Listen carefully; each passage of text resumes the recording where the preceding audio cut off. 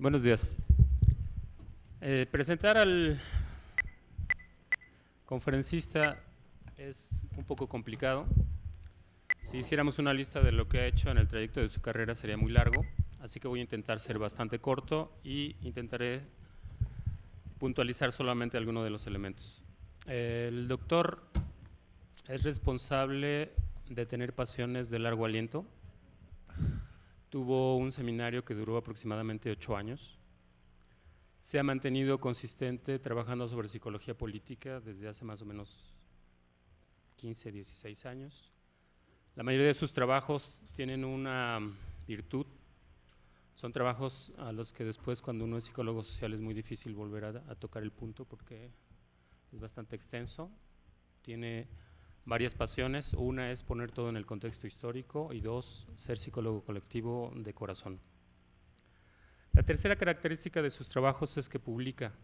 Es de los pocos psicólogos sociales que publica en México.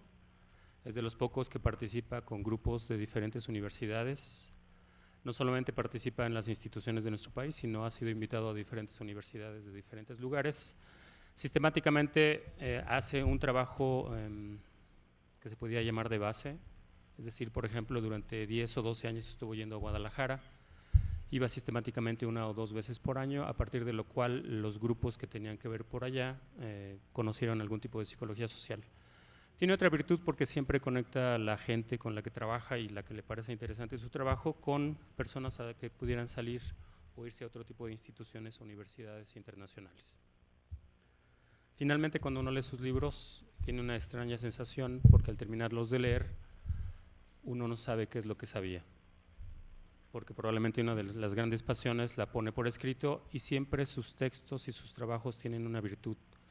Siempre son una hipótesis y una tesis que se sostiene y a partir de la cual es complicado discutir con él, porque normalmente lo hace lo suficientemente bien como para que uno no pueda volverlo a tocar. Finalmente, les presentaría a Pablo Fernández, alguien que trabaja y en algunas ocasiones escribe.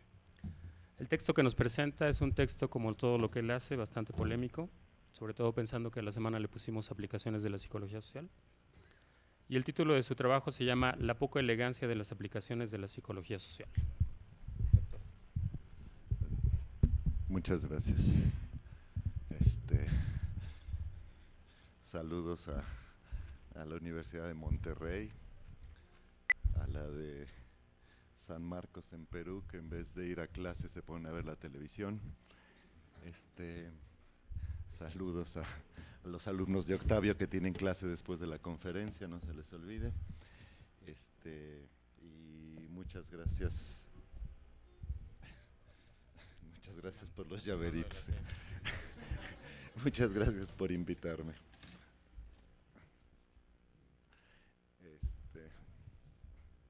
Lo complicado va a ser hablar con la televisión ahí enfrente, pero bueno.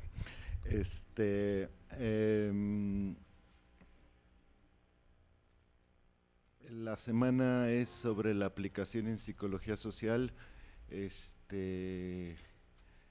Yo no sé si yo hago bien psicología social o mal, pero de lo único que estoy seguro es que jamás he hecho lo más soy el más poco aplicado de los psicólogos sociales.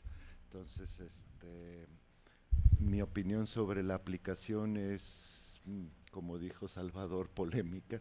Entonces lo que voy a hacer es una crítica de la aplicación, lo lamento un poco, en un contexto.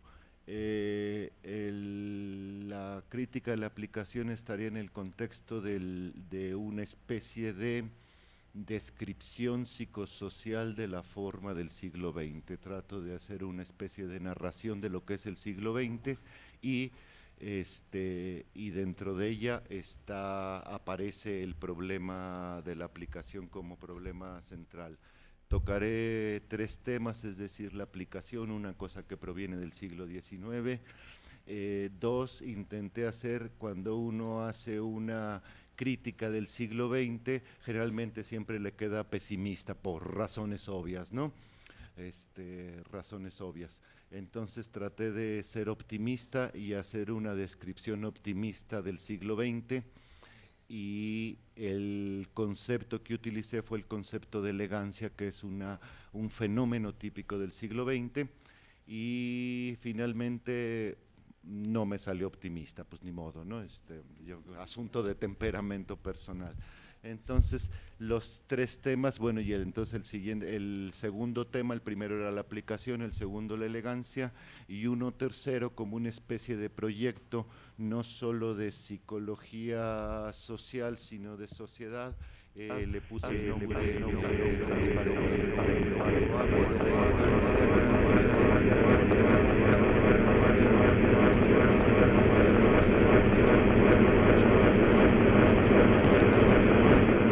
en se entiende sobre todo, a pesar de los ejemplos, por debajo de los ejemplos, como una forma de pensamiento sobre todo. El argumento es la elegancia y la transparencia, la aplicación, las tres, como una forma de pensamiento. Bueno, de hecho la crítica al aplicacionismo es por ser muy poco elegante. Me voy a tardar 40 minutos, 39 minutos, 5 segundos, según mi cronómetro Casio, que es muy útil para estos casos. Bueno, el reportero Óscar Enrique Ornelas, de la sección de Cultura del periódico El Financiero México, describía a las señoritas bien de los periódicos light como el Reforma, esos que confunden la cultura con los espectáculos, preguntándole a sus entrevistados en turno, a algún intelectual que promovía su libro: y dígame usted, maestro, ¿cómo podemos salvar al mundo? Se requiere ser muy tonto para dar una respuesta, pero como las señoritas bien de los periódicos light tienen una sonrisa muy bonita, de esas que atontan, algunos hasta respondían.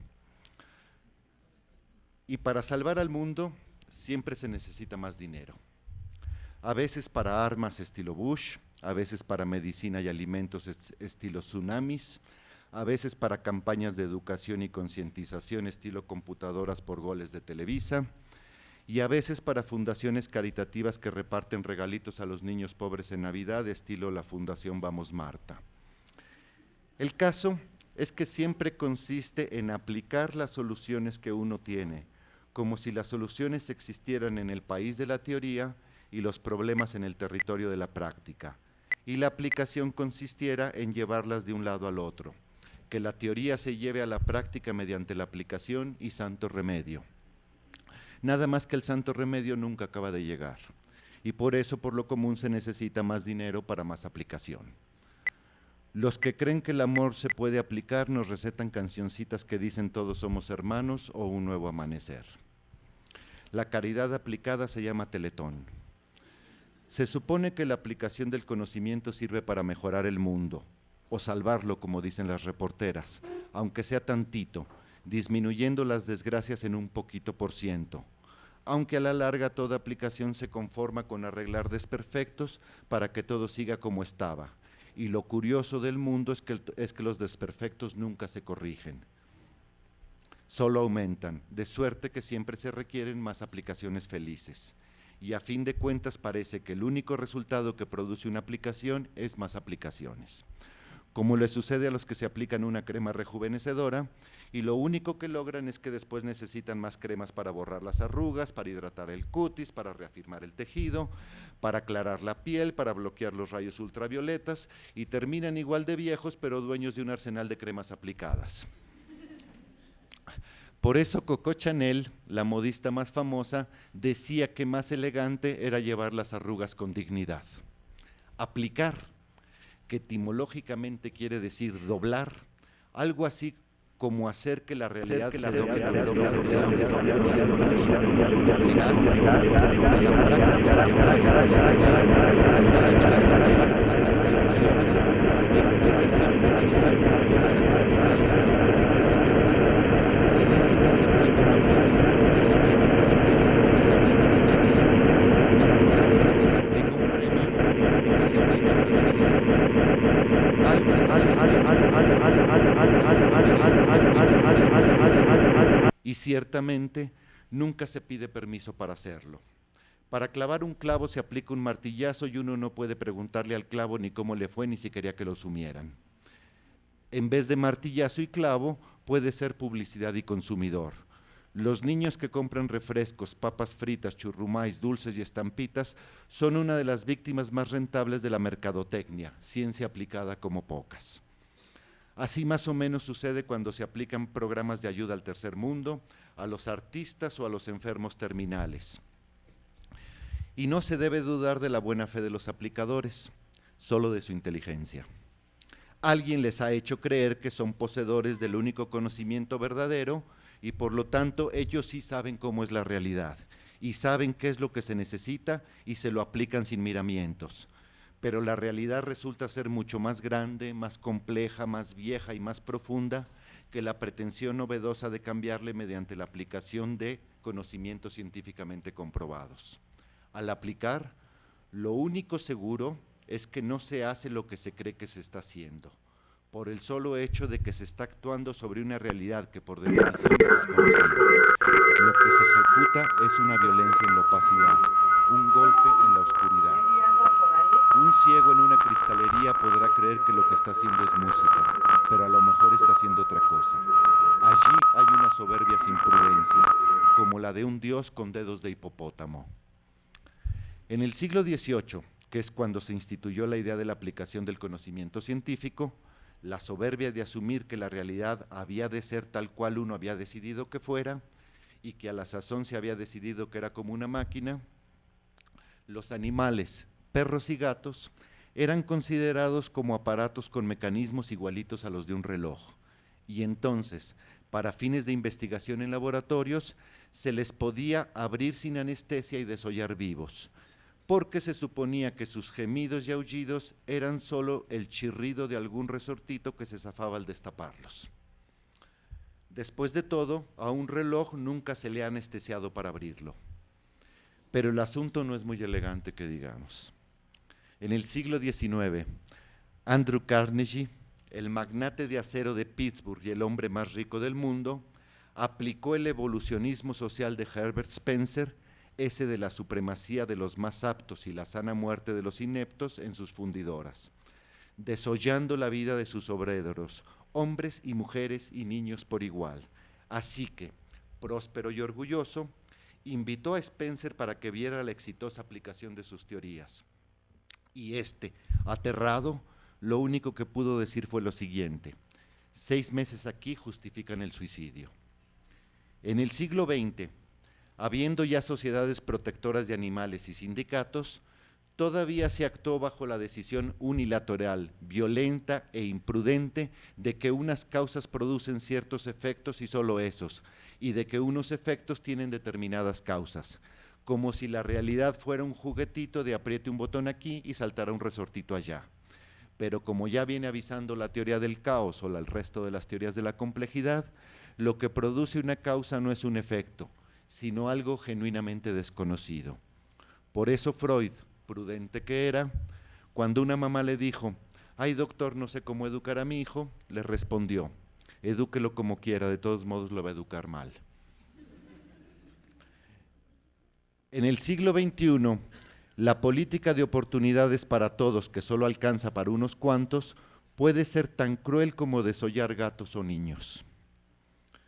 Puede aclararse que la aplicación en el ámbito de los martillos y los clavos, de las ciencias físicas o duras, donde la aplicación se realiza sobre objetos de la naturaleza y por ende no toca a la sociedad, el asunto no pasa a mayores, toda vez que la parte de realidad que se afecta es superficial con respecto al sentido de la sociedad, pero que, en cambio, en las ciencias sociales y humanas como la psicología social, toda aplicación sí comporta la intromisión de fuerzas que no se controlan en el corazón de una realidad que se desconoce.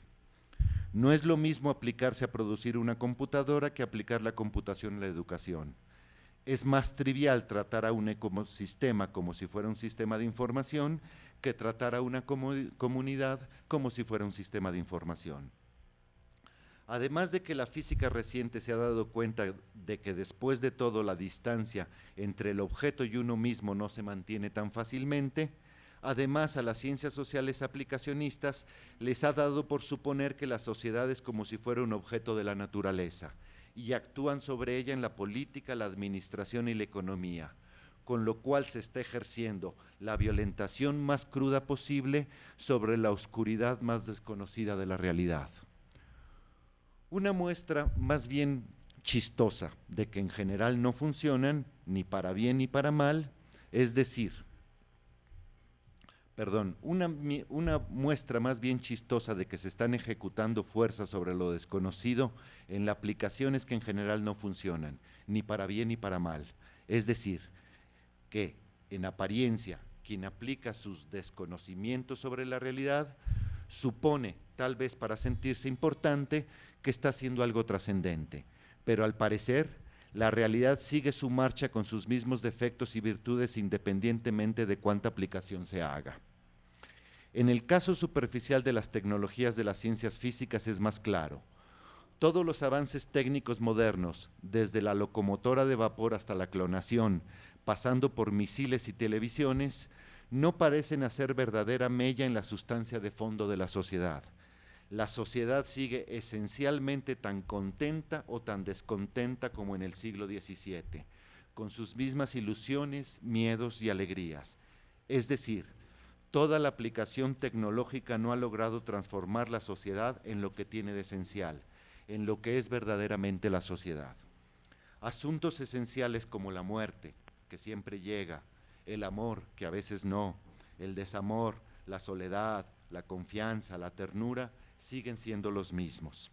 Y puede incluso decirse que culturas preaplicacionistas tenían un mejor consuelo ante la muerte que un seguro de vida. Siempre podrá opinarse que ya hay vacunas, cultivos, latas y transportes con los que se puede evitar la enfermedad y el hambre. Pero hasta donde se sabe, la gente se sigue muriendo de eso a la manera tradicional. La quinta parte del planeta muriéndose de hambre no ayuda mucho a la opinión. Y el que haya algunos grupos privilegiados de individuos bien comidos, saludables y bonitos, menos. O mejor dicho de otro modo, parece que contra lo único que nunca se aplica nada es contra el poder. Porque toda aplicación acrecienta el poder en contra de la sociedad. Si esta cultura es civilizada, que en efecto lo es, no lo es por sus aplicaciones tecnológicas. Una advertencia. Nada de esto es un argumento contra la actividad práctica, contra hacer algo. Uno puede hacer lo que quiera, excepto dos cosas. Una, creer que está aplicando un conocimiento o una teoría a la realidad, porque de la misma manera que dedicarse a leer, escribir, hablar o contemplar es realizar una actividad, toda vez que pensar es hacer, así también cualquier cosa como cortar una lechuga o participar en un movimiento de resistencia clandestino, ya sea en Oaxaca o en la Ciudad de México, es participar del pensamiento, porque hacer es pensar. Y dos, la otra cosa que no se puede hacer es creer que se está salvando el mundo, o tal vez mejorándolo, siquiera un poquito, o cuando menos arreglando un desperfecto. Porque cuando uno hace lo que sea, partir una lechuga, lo que le guste, quejarse contra el gobierno, en realidad está haciendo algo mejor y más elegante. Está perteneciendo a su sociedad. Pero el mayor resultado que alcanza el furor aplicacionista es uno bastante paradójico, a saber, lo que produce la aplicación es dos puntos, más aplicación. Porque su intención intrínseca no consiste en convertir su fuerza en práctica, sino solamente en producir esa fuerza, en la generación de poder por el poder mismo, como animal que solo le interesa alimentarse y ser cada día más animal. Y ya lo demás, salud para todos, alimentos balanceados, educación general, erradicación de las enfermedades, le son indiferentes. A la primera máquina de vapor de James Watt de 1804, se le pudo haber suprimido el ruidero que hacía, pero no se hizo, porque con el ruido se hacía sentir su poderío. Louis Mumford, un historiador de la técnica, da otros ejemplos de la fuerza a la fuerza, que se pueden sintetizar en el que sigue. Para mover un bloque de 500 kilogramos, se necesita una fuerza de 345 kilogramos sobre suelo disparejo. Si se alisa el suelo, la fuerza necesaria baja a 295. Si se pone una plataforma sobre el suelo, baja a 275. Si se enjabona la plataforma, ya solo hace falta una fuerza de 82 kilos para moverlo. Si se colocan rodillos, nada más 15. Y si se pulen los rodillos, la fuerza que se necesita para mover un bloque de 500 kilogramos es de solamente 10 kilogramos. Y he aquí que lo que hace la tecnología, en vez de poner los rodillos, es fabricar una maquinota carísima que aplique la fuerza de los 500 kilogramos crudos, porque el chiste es que se note la energía y el poder.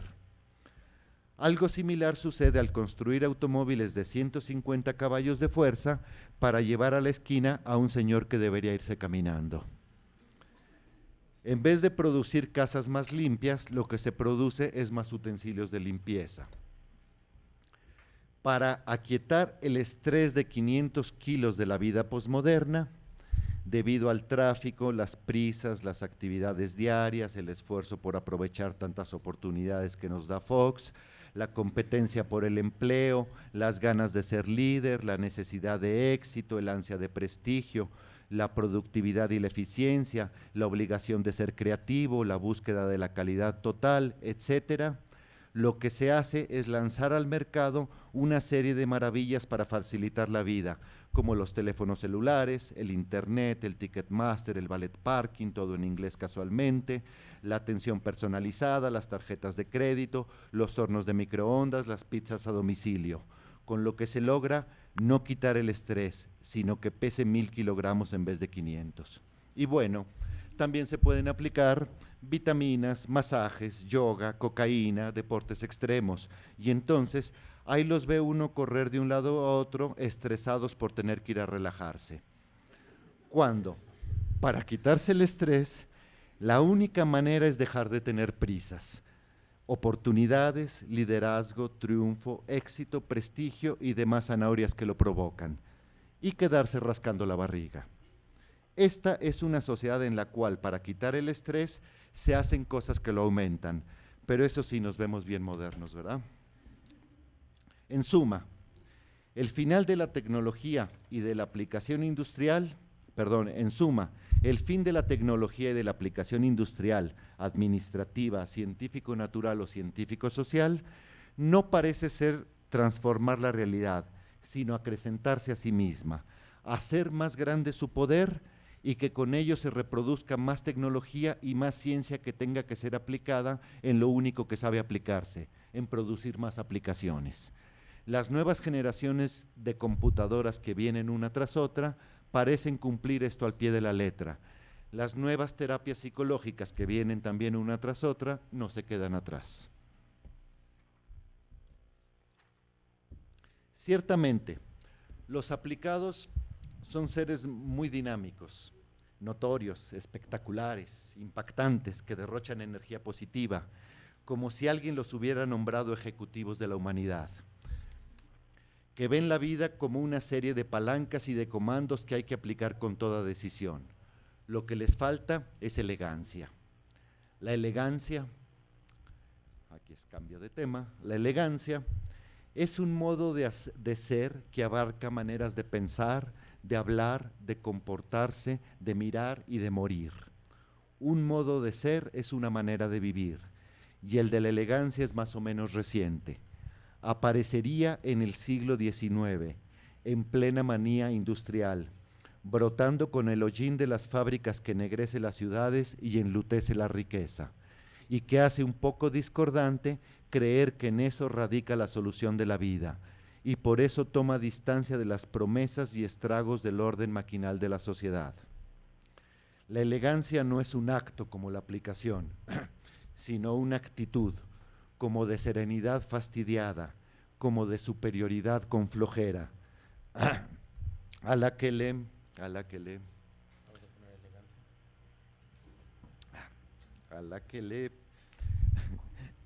una actitud con serenidad de serenidad fastidiada, de superioridad con flojera, a la que le parece una animalidad eso de luchar por tener posesiones con ansiedad y optimismo.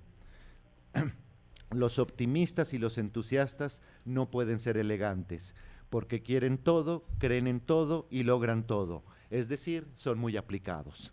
Mientras que los elegantes, en vez de aplicados, son más bien desimplicados. Pareciera que la elegancia tiene algo de tristona, medio lánguida, pero es más bien convaleciente, como recuperándose del malestar maníaco del optimismo de orden y progreso del siglo XIX. Mientras que los optimistas quieren alcanzar el centro de atención, la elegancia quiere alcanzar la salida, porque se trata de ponerse no ya por encima del fracaso y la escasez, sino por encima del éxito y la abundancia. Diríase que los elegantes quieren sobreponerse al triunfo, y por eso les gusta andar con cierto aire de resignación. No quieren ganar, sino desganar. Esta es la actitud que se notaba en la ropa de Coco Chanel, la modista que mencioné hace un rato, en los años de entreguerra del siglo XX, que era una alta costura hecha de simpleza con ganas de bajar al nivel de la calle, y a la que se le llamó la indigencia dorada. Los pobres exquisitos, diría Joaquín Sabina. La actitud de la elegancia no es la de quien recibe los premios, sino la de quien los regala, y por eso, por un lado, tiene que hacer como si todos fueran suyos aunque no tenga ninguno, para lo cual debe tener no lo que ha logrado, que eso tiene un límite, sino lo que ha escogido, para que se note que lo que tiene no es lo que puede, sino lo que quiere. Y por eso los elegantes no necesariamente traen cosas caras, sino nada más muy bien escogidas, como lo hacía Jacqueline Kennedy cuando era pobre, que podía vivir elegantemente con 3 vestidos elegidos con cuidado, con los que iba a los restaurantes a saludar y que la vieran, y luego desaparecía sin comer porque no le alcanzaba para pagar. La palabra elegancia proviene de elegir, y eso es lo que hay que hacer aunque no haya opción. Cuando Kierkegaard dice que hay que elegirse a sí mismo, presenta una solución elegante. Por el otro lado, la elegancia no puede andar colgada de los premios y ostentaciones que ella misma desdeña, así que no utiliza los ademanes y las alaracas, los colores chillones y los aspavientos de los que van a recibir un Oscar, de Paris Hilton, de los que les gusta presumir lo que han ganado, sean títulos, constancias, curriculum vitae, dinero, erudición o poder, y andan alardeando todo lo que creen que se merecen.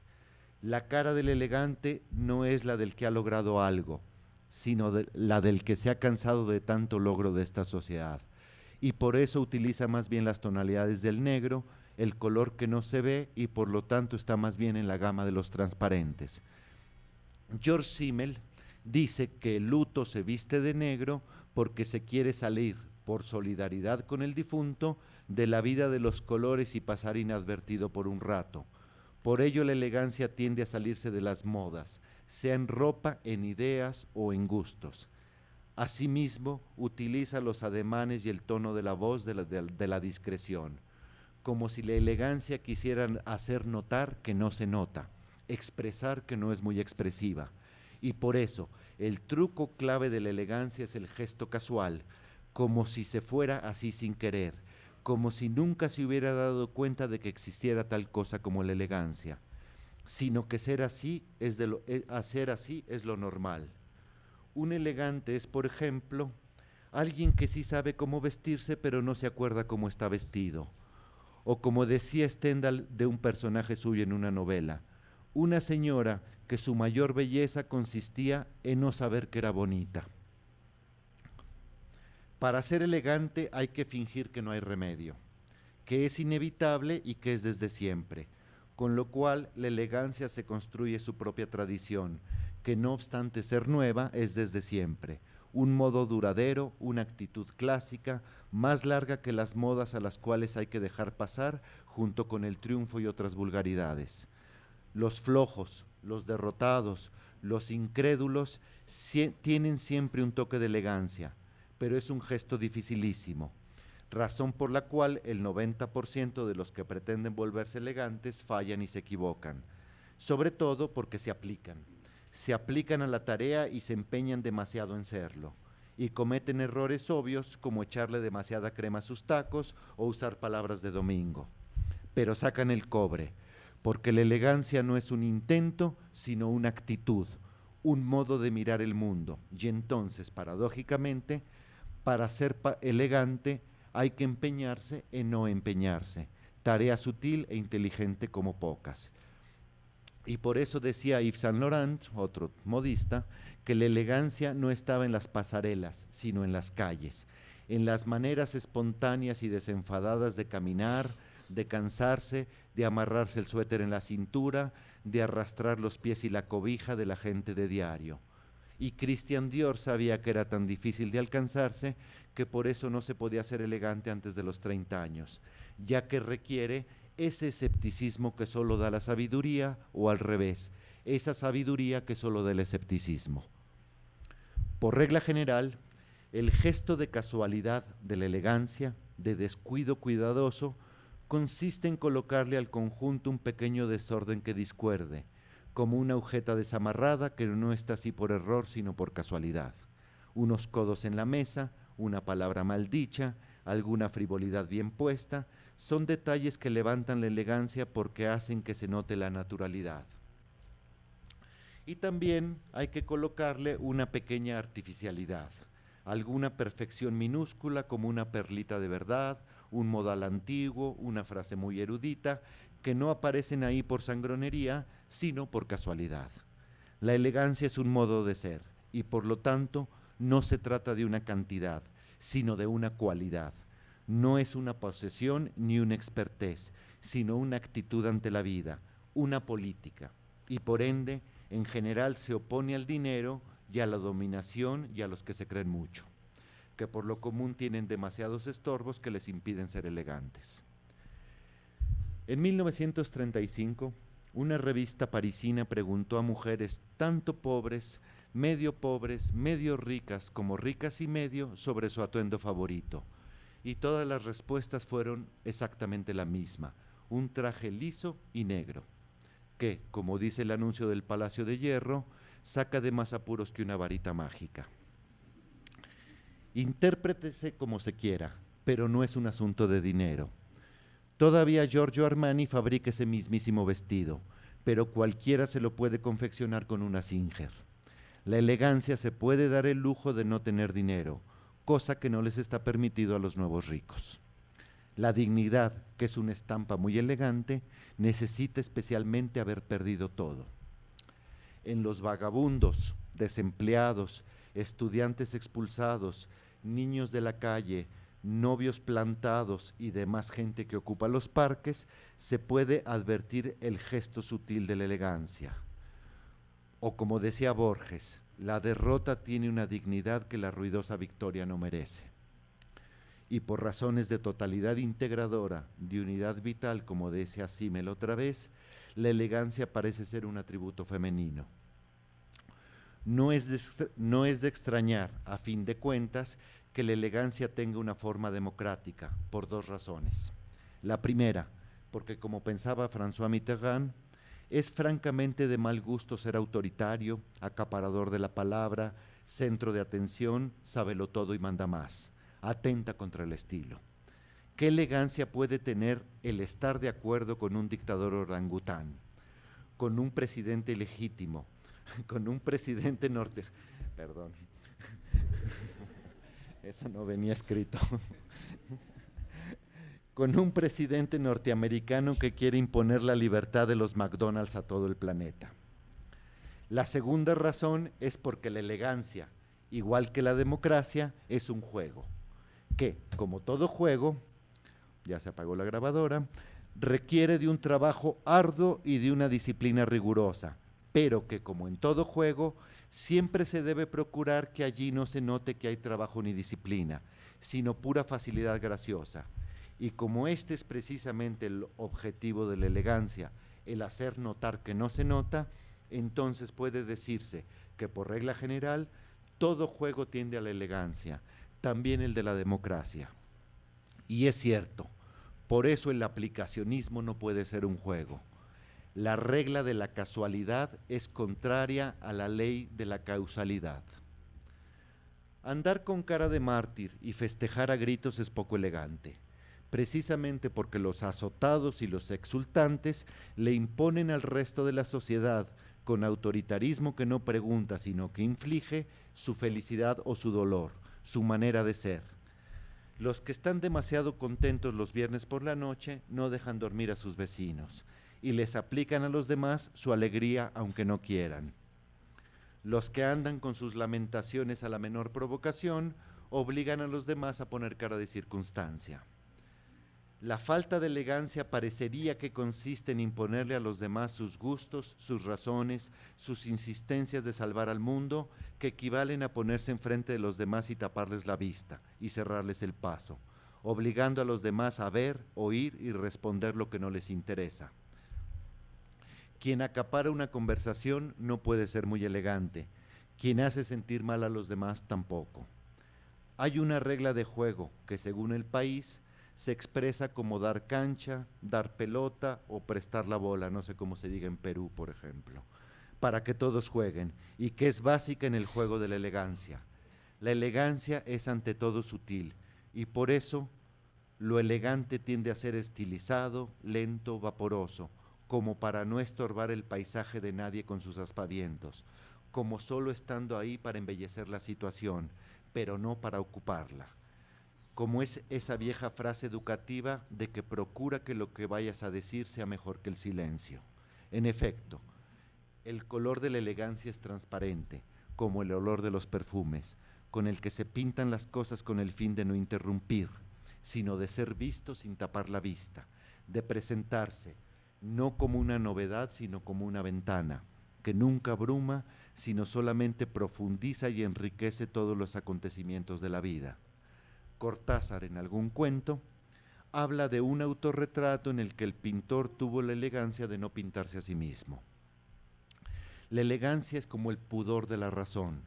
La fama, por ejemplo, no puede ser elegante, como bien lo supo Greta Garbo, que se convirtió en una figura transparente al retirarse en la punta de su fama, con lo que ennobleció el show business.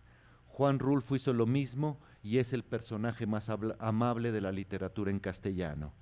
Nada que ver con las vedettes actuales del cine o de la literatura, nada que ver con Madonna o con Camilo José Cela. Recapitulando, la aplicación técnica como forma de mejorar la realidad todavía se asume como el procedimiento generalizado de la sociedad contemporánea, pero ya ni siquiera sus aplicadores se lo creen muy convencidos. A esta duda que se instila en el pensamiento contemporáneo se le puede denominar elegancia, y se trata de un modo de ser que no puede aceptar los procedimientos ciegos de la aplicación técnica, porque le resulta más honesto, esto es, más elegante, un escepticismo transparente que una verdad a ciegas. Hay suficientes indicadores de la presencia de la elegancia en la sociedad.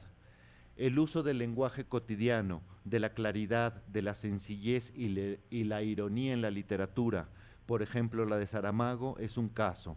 Otro es la generación de teorías transdisciplinarias y menos poseedoras de la verdad absoluta, que por un lado hacen transparentes las fronteras entre las disciplinas y por el otro permiten que el lector pueda tener y dar una opinión, y que aparecen tanto en las ciencias naturales y físicas como en las ciencias sociales y humanas.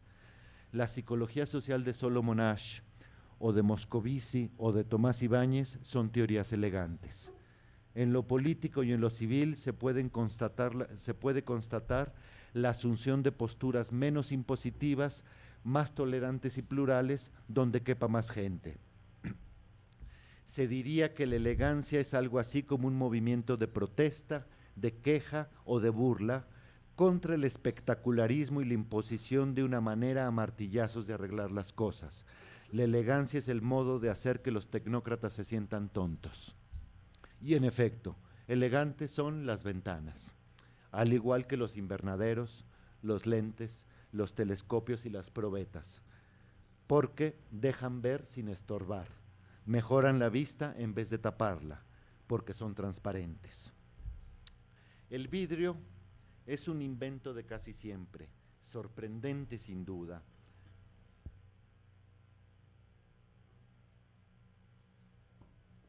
Cada vez que tomo traguitos para cambiar de tema.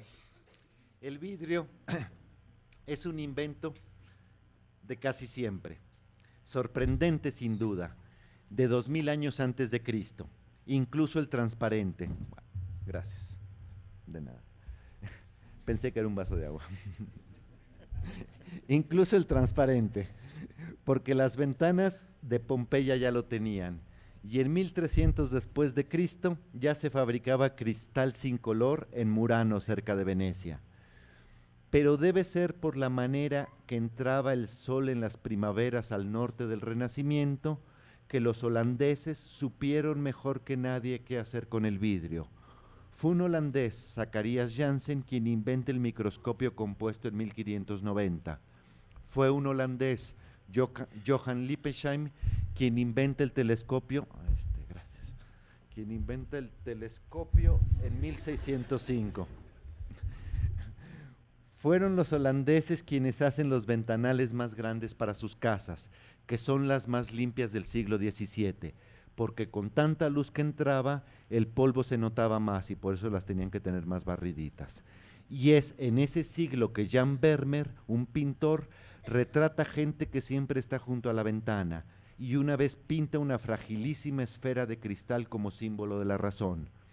Y Montfort, el historiador que mencioné hace un rato, dice que el filósofo de la época de mayor visión, Baruch Spinoza, era no solo holandés, sino que tenía el oficio de pulidor de lentes.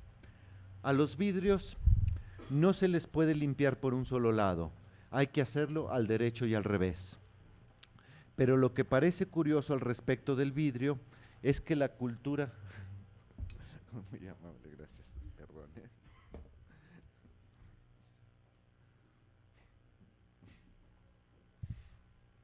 Ya me dio pena. A los vidrios no se les puede limpiar solo por un lado. Hay que hacerlo al derecho y al revés. Pero lo que parece curioso al respecto del vidrio es que la cultura desde siempre solamente había concebido la transparencia para ver a través de ella, para mirar afuera sin sentir frío. Y así siguió hasta el siglo XIX, empleándolo para lámparas, matraces, termómetros y otros buenos utensilios. Es decir, viendo lo que está detrás de la transparencia, pero sin fijarse en la transparencia misma como un objeto. Parece que hubo que esperar hasta el siglo XX para que apareciera la transparencia como un objeto interesante, no por lo que está detrás, sino por lo que tiene dentro. Y lo que tiene dentro es nada, excepto algo que no se ve a simple vista. Si uno se pone a mirar un vidrio, no lo que está detrás, primero no ve nada, y ya después, poco a poco, fijándose bien, podrá advertir algo de mugre o jabón, que la superficie no es tan plana como parecía, que tiene algunos matices de color recorriendo su interior, y mientras más corriente, más se ve el vidrio, porque trae hasta burbujas, pero mientras más fino, más pulido, mejor templado, más difícil e interesante es encontrarle algo. Parece entonces que la transparencia consiste en quitarle a algo todo menos una cosita para que ésta sea lo único que se vea.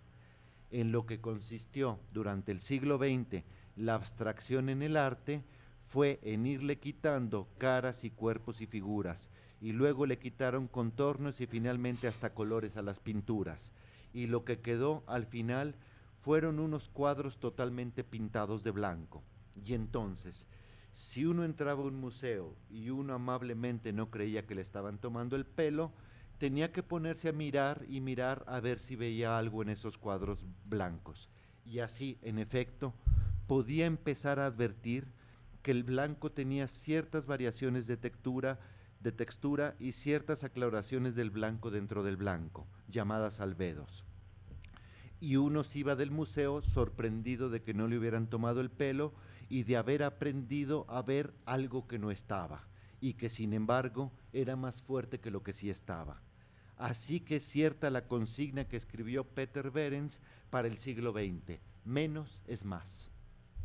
A estas alturas de la producción en serie y de la acumulación de cosas, es verdaderamente fácil poner una alfombra sobre el piso, un mueble sobre la alfombra, una televisión sobre el mueble, un aparato de sonido sobre la televisión prendida, un teléfono sobre el aparato de sonido y poner un disco para oírlo mientras llama a sus cuates, con el periódico enfrente. Esto es muy fácil tapar la vista, el tacto, los oídos con cosas y hacer un mundo opaco.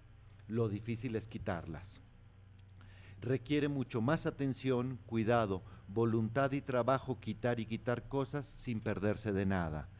La transparencia como pensamiento y sentimiento consiste en el atento trabajo cultural de ir quitando todos los adornos, detalles, rebabas, satisfactores, accesorios y facilitadores, no para que falte algo, sino para que la esencia y la razón de todos ellos vaya concentrándose en una sola instancia, más fuerte y más intensa que todo lo demás.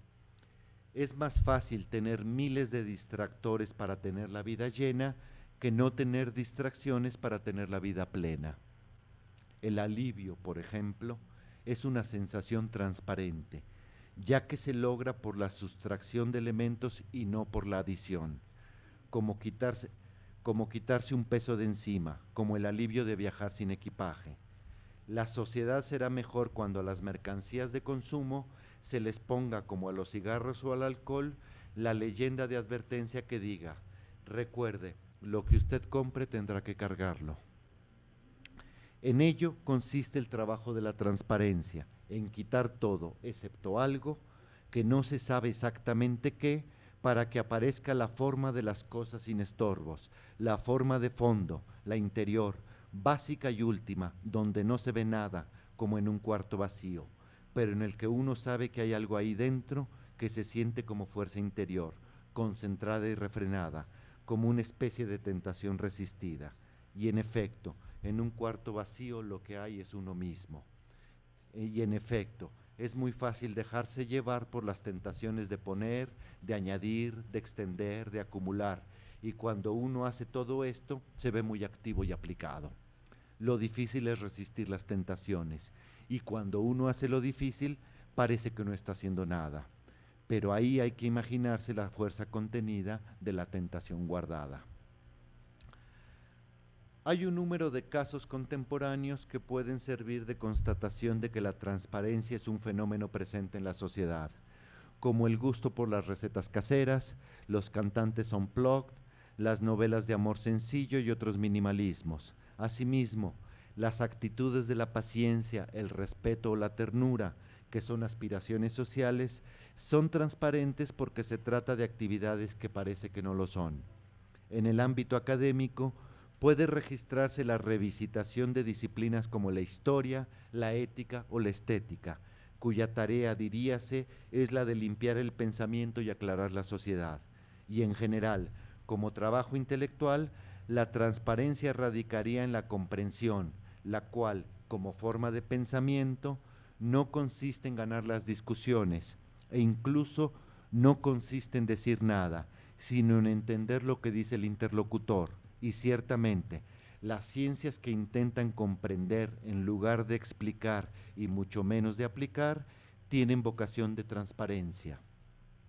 Jorge Luis Borges, que era ciego, veía la transparencia y escribió un poema que dice: el que descubre con placer una etimología, el tipógrafo que compone bien esta página que tal vez no le gusta, el que justifica o quiere justificar un mal que le han hecho, el que prefiere que los otros tengan razón, esas personas que se ignoran a sí mismas están salvando al mundo. O sea, lo que salva al mundo no son los aplicados, sino los que no estorban. Muchas gracias.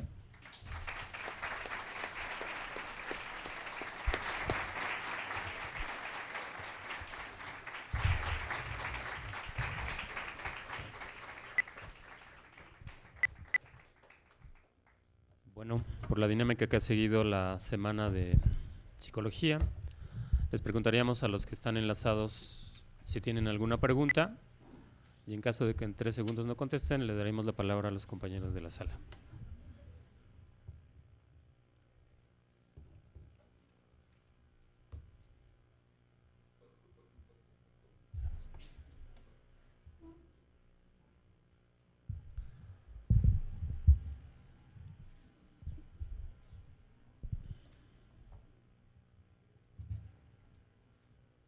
Como diríamos Nancy Weiss a la 1. Buenas. ¿Sí? Sí, buenos días. Buenos días. Quisiera saber entonces cuál es el fin de la psicología social, si es que no se puede hacer una aplicación, porque si bien no es elegante y no podemos modificar el mundo y no podemos cambiarlo, ¿cuál es el fin entonces? Buenos días. ¿De dónde estamos enlazados, Marcos. perdón? Perú, San Marcos. Perú. Buenos días. Preguntita, ¿eh?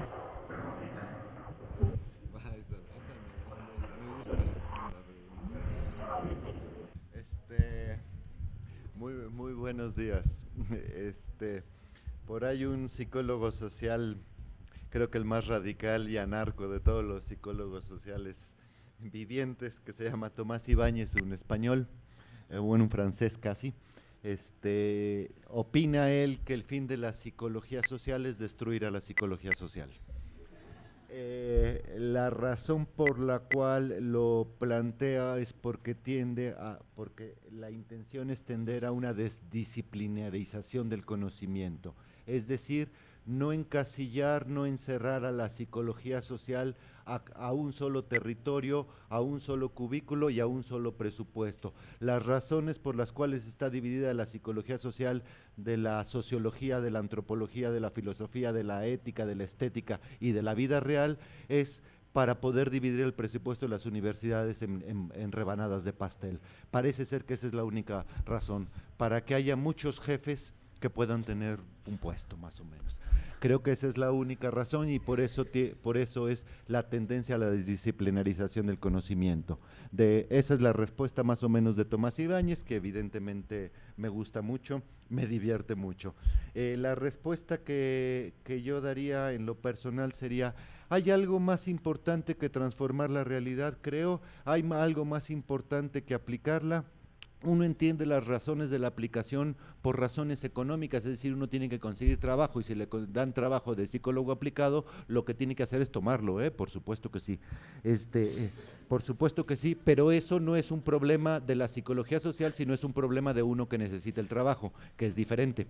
Entonces uno efectivamente tiene la obligación vital, personal de sobrevivir y de repente, bueno, de conseguir el trabajo, por supuesto que sí, pero ese no es un problema de la psicología social como disciplina o como teoría. La psicología social tiene, creo que la pretensión de la psicología social y el argumento incluso para la gente es: hay algo más importante que eso. Lo que intentaría la psicología social es comprender la realidad, comprender al mundo. De eso creo que es lo importante. Y cuando se comprende la realidad y se comprende al mundo, se está haciendo lo que mencionaba en la conferencia, que es lo verdaderamente importante. No se trata de cambiar al mundo, sino se trata de pertenecer a él, de pertenecer a la sociedad. Eso es lo que da sentido a uno mismo y le da sentido a la sociedad. Cuando uno encuentra un trabajo de psicólogo social aplicado, una cosa importante ahí es que está uno perteneciendo a este mundo en donde hay problemas de empleo, desempleo, donde hay aspiraciones, donde hay gustos, donde hay sueños. Eso es lo que está dando verdaderamente sentido. De hecho, para eso quiere uno el trabajo, no tanto para sobrevivir física y biológicamente, sino para convertirse en perteneciente de esta sociedad, lo cual no implica, no tiene nada que ver contra la práctica, es decir, la gente que está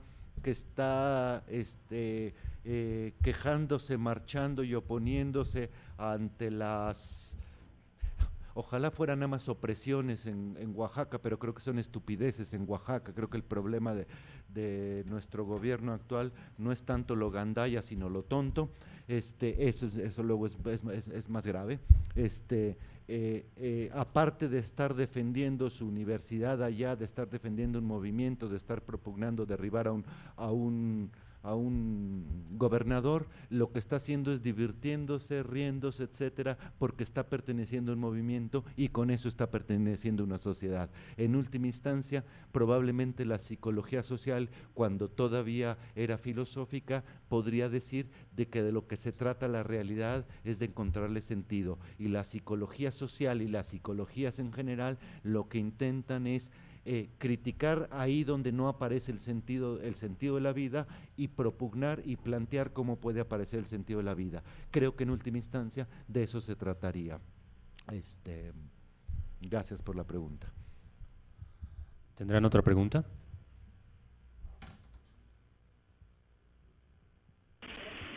Desde Monterrey. Monterrey. ¿Cuáles serían entonces las aplicaciones que han logrado los psicólogos sociales elegantes?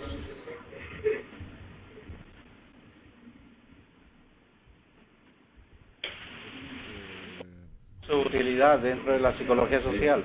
Está buena la pregunta porque lo que contestaría uno, la mejor aplicación que han logrado los psicólogos sociales elegantes es, pues creo que no ser aplicados, una, y dos, no existir, probablemente.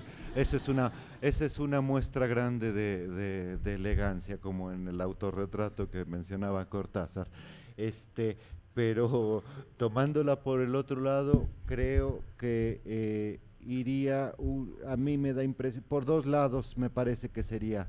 Uno, pues, por el lado de lo que Michael Billig, un psicólogo social, no sé, inglés o escocés, no sé, llama la retórica, es decir, la posibilidad de contraargumentar a la corriente dominante en psicología social, que es dominante en términos de universidades, pero también es dominante en términos de dominación y de mantenimiento de un statu quo tejano, para decirlo rápido, de intentar instalar la forma de pensar tejana al resto del planeta, que no es muy elegante la forma tejana, creo.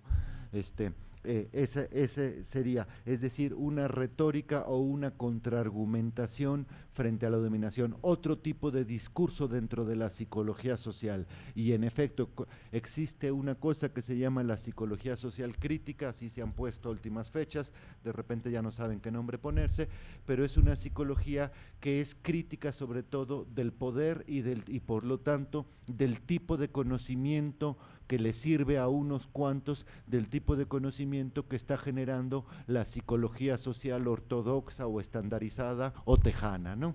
Ese sería una posibilidad. Y otra posibilidad que de repente no aparece es en todas las tesis, conferencias, congresos, proyectos, lo que se presenta son sobre todo informes, estudios sobre la sociedad. Generalmente no se presentan proyectos de sociedad. A lo mejor habría que dejar tanto los estudios de cómo es la realidad para ponerse a hacer proyectos, es decir, planteamientos de corte un poquito más utópico, proyectos de cómo podría ser la sociedad y tratar de echarlos a andar. Si no funciona, no importa, después de todo ningún proyecto funciona en esta vida, pero el proyecto en sí mismo ya consistiría en presentar, en plantear una especie de ilusión en el mejor sentido de la palabra, es decir, cómo podría ser la realidad de otra manera, de una realidad mejor, y eso alegra, eso levanta el ánimo. Por ahí daría mi respuesta. ¿Alguno de los enlaces que quiere hacer otra pregunta?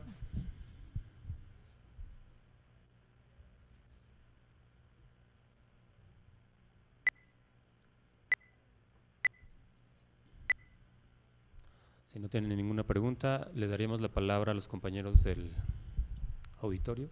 Una señorita de nombre María del Rosario iba a hacer una pregunta, ella me prometió.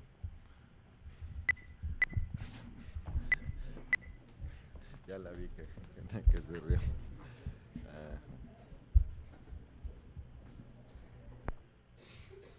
Bueno, antes que nada quiero agradecer al doctor por haber aceptado la invitación.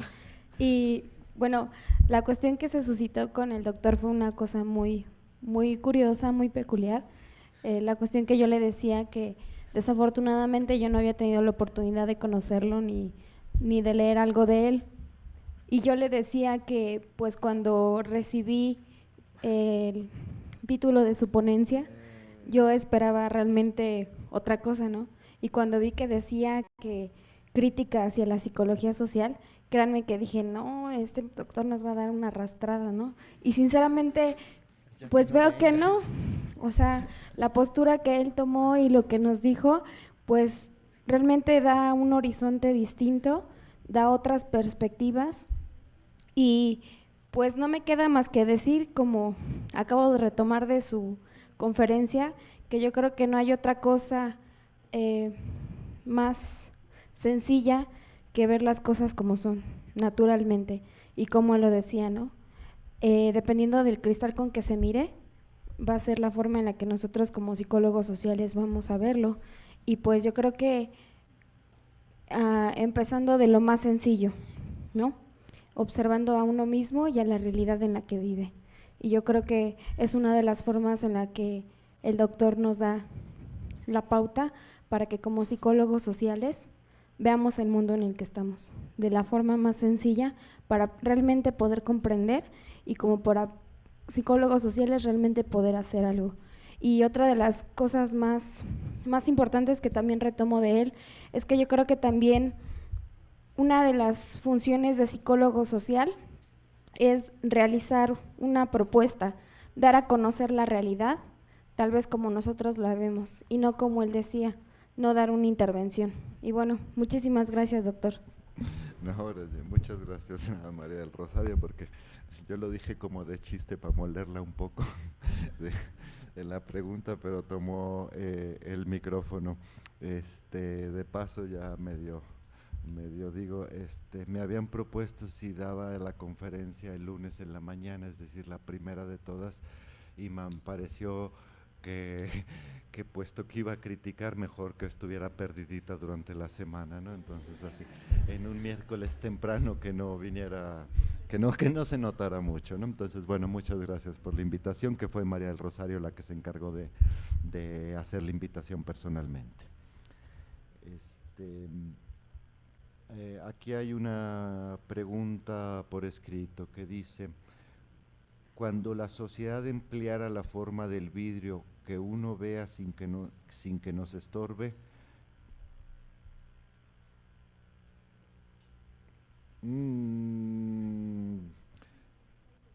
la rehago. Si uno emplea la forma del vidrio, ¿cómo puede ver a través de él si uno está inmerso en él, es decir, dentro de la sociedad? En efecto, yo creo que es un problema metodológico básico en donde se resuelve de tres maneras posibles. La primera es la manera del cientificismo, en donde se declaran ajenos a su objeto como si estuvieran distanciados del objeto y lo ven como si vieran llover ahí desde lejos y supuestamente no se implican. Desde ese punto de vista, o sea, eso funciona para la física, pero si uno es psicólogo y trata que con los pensamientos y los sentimientos, con las maneras de ser de la gente, uno, si no la siente, no puede saber de qué se trata. Entonces, la manera distante del cientificismo no funciona más que para efectos de estatus y de prestigio, para sentirse uno muy neutral, pero no funciona. La otra, la contraria, opuesta, tampoco funciona. Es decir, si uno se implica en el objeto, es decir, si uno quiere conocer la borrachera, por decir algo, lo menos indicado para conocer la borrachera es estar borracho. Es decir, si uno se implica en lo mismo, lo menos indicado para conocer el amor es estar enamorado. Cuando uno está enamorado no entiende razones igual que los borrachos. Entonces, es decir, implicado dentro del objeto no se puede tampoco, entonces tiene uno que buscar una situación. La otra, finalmente la posibilidad de estar situado en el límite de la realidad. Creo que esa es la que le corresponde al psicólogo social. En el límite de la realidad significa, es como cuando uno está parado en una frontera. Estar parado en la frontera entre México y Estados Unidos, la pregunta sería, ¿dónde está uno? ¿En México o en Estados Unidos? La respuesta es en los dos, efectivamente. Puede uno estar fuera de la realidad, dentro de la realidad al mismo tiempo, y entonces ahí estaría. Es decir, uno no tiene que estar dentro del vidrio ni dentro de eso, sino dentro y fuera al mismo tiempo. La situación, la posibilidad del límite es una que está planteada dentro de la psicología social. Por ejemplo, vuelvo a mencionar el nombre por tercera vez, por ejemplo en George Simmel, que habla tiene un artículo que se llama Los extraños. Un extraño es alguien que pertenece a un grupo, pero al mismo tiempo hay algo en él que hace que no pertenezca, y los extraños son los que mejor pueden conocer a uno, por ejemplo, ¿no? Como el extraño al que uno le cuenta sus cuitas, chismes y toda su vida durante un viaje de tren.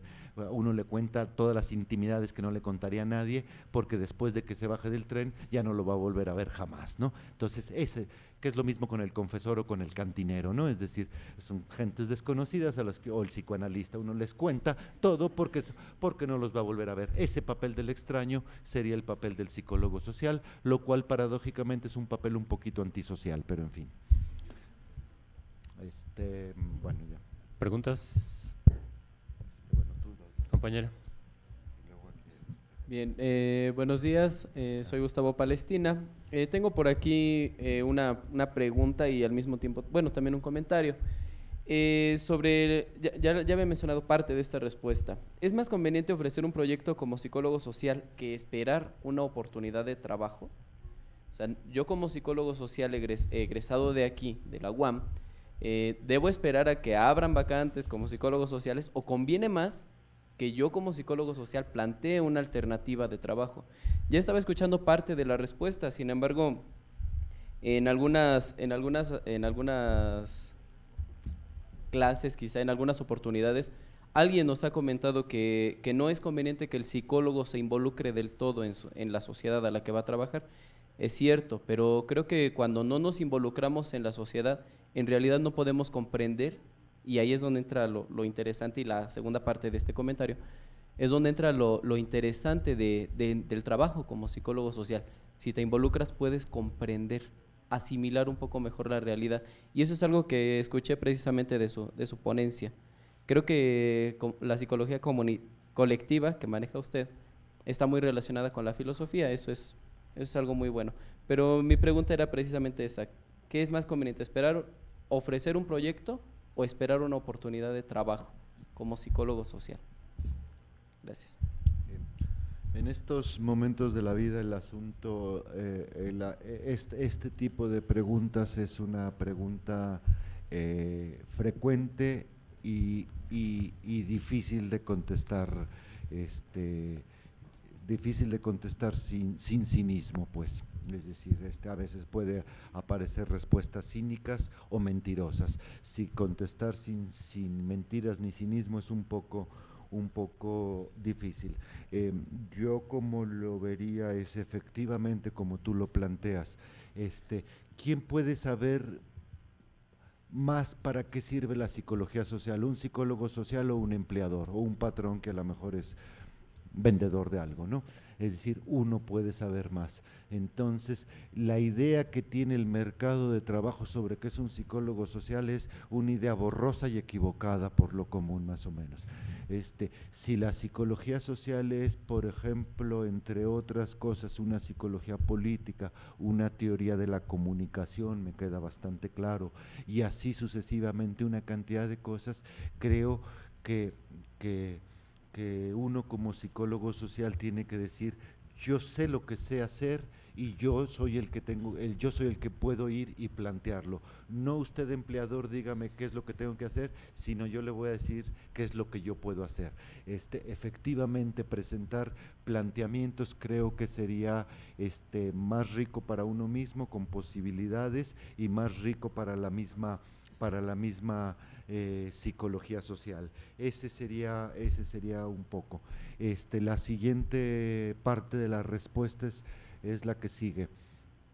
Los empleadores, por ejemplo, suponen, no sé de dónde se lo sacan, pero de la manga supongo, lo que no sé si la izquierda o la derecha, que un psicólogo social debe saber levantar encuestas, por ejemplo, ¿no? Y entonces lo contratan a uno como encuestador. Probablemente haya para muchos que al levantar encuestas sí sea efectivamente parte de la psicología social, pero probablemente haya para muchos, para mí por ejemplo incluido, que me da la impresión de que levantar encuestas no tiene nada que ver con hacer psicología social, absolutamente nada que ver con hacer psicología social, sino que de repente alguien vendió la idea de que estar con una carpetita palomeando preguntas que le dan, eso es hacer psicología social. Si de repente le venden una idea que estar con la carpetita jugando gatos es hacer psicología social, también la va a tomar uno, uno se la pregunta. ¿Por qué es más psicología social, por ejemplo, levantar encuestas que ser, por ejemplo, locutor de radio, por poner un exceso? ¿De dónde saca uno que una es más psicología social que otra? Es porque alguien dijo o porque arriba de la hojita dice psicología social, pero no pasa de ahí, no pasa de ahí. Si de veras uno le creyera, por ejemplo, que la psicología social es verdaderamente una teoría de la comunicación, entonces diría, en cualquier lugar donde hay teoría de la comunicación, bueno, funciona un psicólogo social y un locutor de radio, entonces sí funcionaría como tal, ¿no? Uno sabría hacer retórica, por ejemplo, grillar radioescuchas, no sé, inventar, decir que las canciones que van a cantar en el radio son buenas, por ejemplo, cosas por el estilo, podría uno decir, hacer persuasión, influencia social, todo lo que se puede hacer con un micrófono en el radio, aquí no gran cosa, ¿no? Bueno. Y por otro lado es, si de repente uno quiere hacer psicología social y levantar encuestas, resulta que en rigor no es hacer psicología social, entonces ¿qué diferencia está en levantar encuestas o trabajar en un taller de mecánico? Pues tampoco ninguna, no hay ninguna diferencia. Y si de repente a uno le gusta trabajar en un taller de mecánico y con eso saca para vivir, ¿por qué no hacerlo? Uno diría, ¿por qué no? Si le gusta, y total en las tardes puede dedicarse a hacer psicología social, a leerla y si quiere escribirla, Es una cosa curiosa respecto a las carreras de psicología, no sé si psicología social en la UAM muy particularmente, una encuesta que sacó Miguel Ángel Aguilar sobre la carrera de los psicólogos sociales, sumamente interesante, pero en general puede uno decir de la facultad, de las carreras de psicología social, de psicología, que los estudiantes tienen generalmente una especie de otra profesión o de otra carrera o de otra vocación.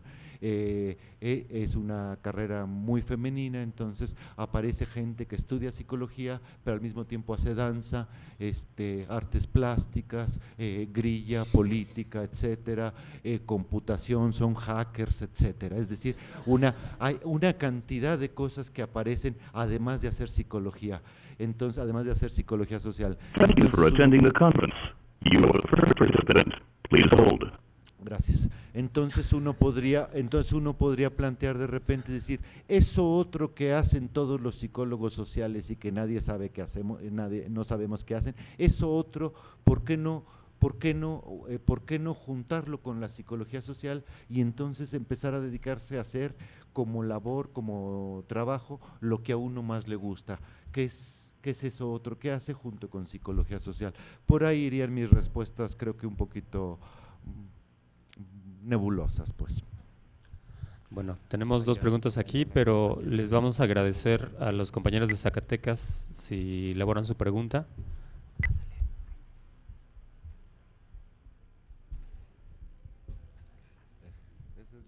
Compañeros de Zacatecas, a la una.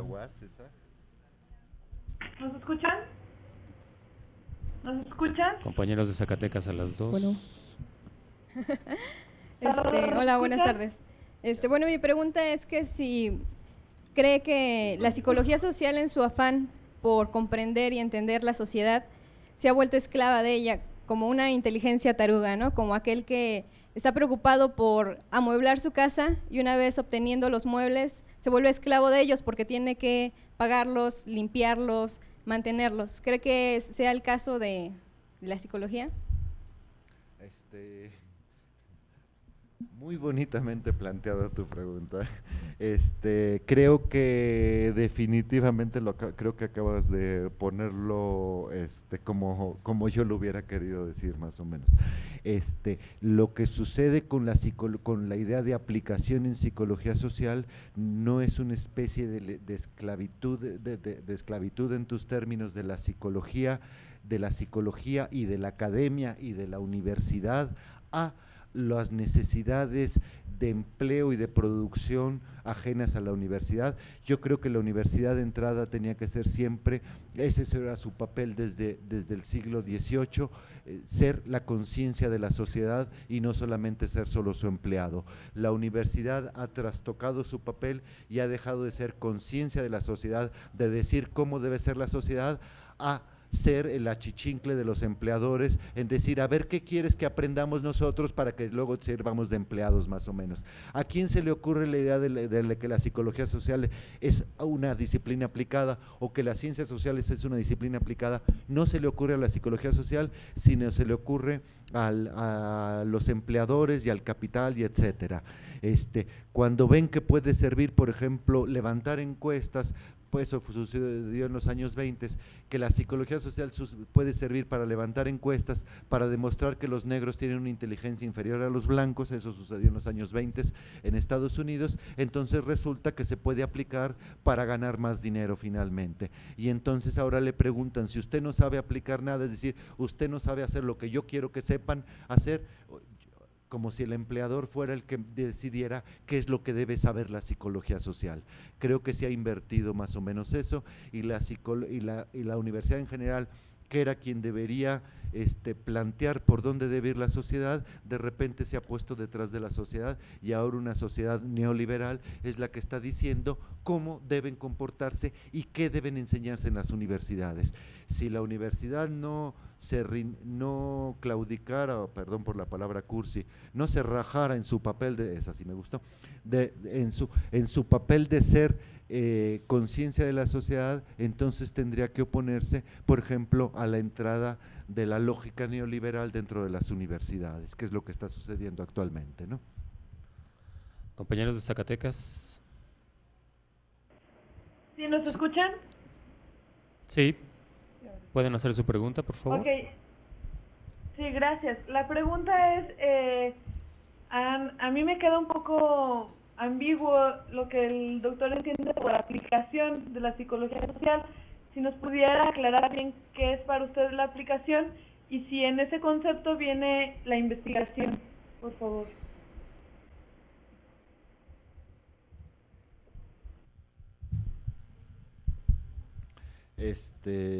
Tienes toda la razón, creo que en ningún momento dije que era más o menos la aplicación en psicología social. Entiendo la aplicación en psicología social como un hecho más de orden, digamos, epistemológico, un problema de conocimiento, es decir, el hecho de partir la realidad en dos, parte la realidad en dos y entonces queda de un lado la teoría y del otro lado queda la práctica, y entonces la aplicación sería el hecho de que por un lado se aplica la psicología social y por otro lado tiene su marco teórico, o el hecho de que la teoría se puede aplicar a la práctica.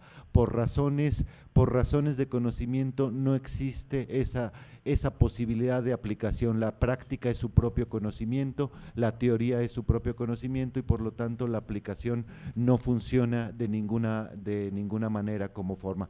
Creo que la aplicación surge de un tipo de pensamiento que parte a la realidad en dos. El argumento del tipo de psicología social que yo hago es tratar de hacer una psicología social que no fragmente a la realidad. Por lo tanto, en el momento que uno trata de no pensar una realidad partida en dos, ni en cuatro ni en seis, en ese momento desaparece la posibilidad de la aplicación. Y en segundo lugar, las investigación, la aplicación no significa investigación, de repente todas las investigaciones que se hacen son investigaciones aplicadas porque son para las únicas que hay dinero y para las que hay muchísimos congresos y cosas por el estilo, pero no hay nada en el término investigación que implica que tenga que ser aplicada. Las investigaciones pueden ser teóricas, la psicología social es una cosa que todavía se sigue haciendo con palabras, como decía Gergen, y por lo tanto, bueno, la investigación tiene que seguir siendo todavía con palabras, es decir, tiene que seguir siendo todavía teórica. Habrá una investigación aplicada que es finalmente, en el mejor de los casos, una forma de la práctica más que otra cosa. Y hay por su lado una investigación teórica que va muy poco prestigiada, muy poco hecha, porque de repente hay un problema con la investigación teórica, es decir, que cualquier rollo charlatán se puede decir, no, es que es investigación teórica, entonces si cualquier rollo funciona como teoría. Creo que la teoría es bastante más difícil, lo que pasa es que se confunde mucho con la charlatanería, pero bueno, ese es un problema, es un gaje del oficio de hacer teoría. No sé si respondí bien, pero bueno. Les agradecemos mucho a los compañeros que estaban conectados. Por motivos de tiempo vamos a terminar con una pregunta de la compañera que desde hace tiempo está aquí. Buenas, no sé si es días o tardes. Bueno, yo, pues más que una pregunta, ni apunte, porque, bueno, lo voy a terminar de sonrojar. Quiero declararme una ferviente admiradora de usted, ya lo conocí en el Congreso de Toluca, y pues bueno, a pesar de que muchos teóricos poco elegantes lo consideran a usted pues un mutilador de la psicología social que la ha partido a la mitad, yo creo que efectivamente usted es la soga que o bien nos ayuda a salir del charco en el que estamos metidos con tanta metodología absurda, o bien es la soga que nos ayuda a colgarnos, ¿no? Y a no tener un empleo y pues seguir pensando en una psicología social esquizofrénica, pasando del lado real al lado irreal. Pero bueno, eso es lo sabroso de la complejidad, ¿no? Y pues quiero hacerle saber a usted que pues profesores como usted hacen falta aquí, ¿no? Que no tengan esa visión tan conductual, que no sean tan mutiladores de las ideas, que permitan la expresión y que sobre todo pues sean humanos, ¿no? Porque pareciera que a veces tenemos aquí profesores robots y pues qué hueva estar platicando con una máquina, ¿no? Y pues muchas gracias por aceptar la invitación y chido.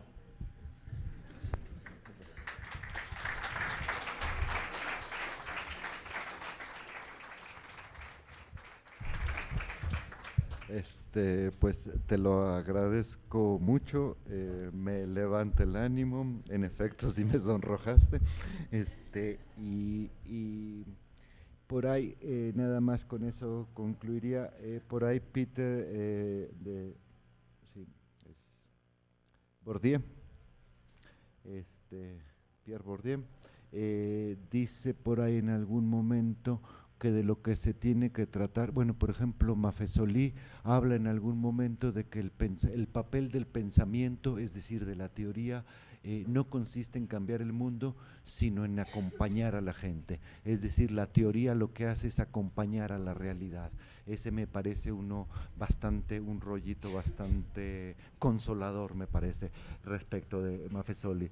Y Bourdieu habla en algún momento de que de lo que se tratan las ciencias sociales, y yo lo retomaría para la psicología social como fin de la psicología social, de lo que se trata es la psicología social, es de hacer que el mundo sea interesante. A mí me parece, si uno logra a través de la psicología social que el mundo sea interesante, me cae que ya la hizo en este mundo, ya la hizo en este mundo. Puede a uno irle mal o bien, puede estar mal o bien, fregado o contento, lo que etcétera, pero si es interesante, por ahí decía Chesterton, ahora sí voy a dar muchas citas, que dice la realidad puede estar mal o puede estar bien, puede ser triste o alegre, sacrificada o tranquila, pero la realidad nunca se le va a quitar lo interesante. Dice, si la psicología social logra que hacer el mundo interesante, creo que con eso ya le hicimos. Y por ahí concluye Bourdieu, dice, en el momento en que uno logra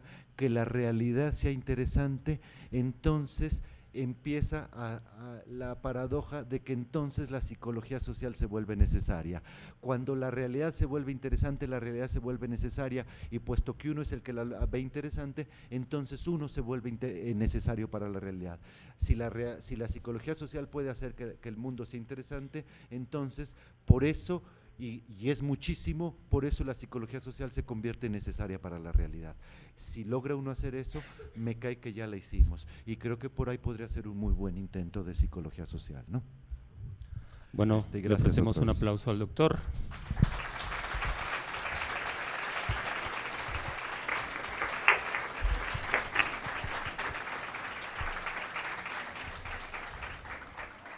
Muchas gracias, se los agradezco mucho, de verdad, ¿eh? A nombre de los alumnos que organizaron la semana y que te invitaron, a pesar de sus reticencias, te ofrecen un pequeño presente.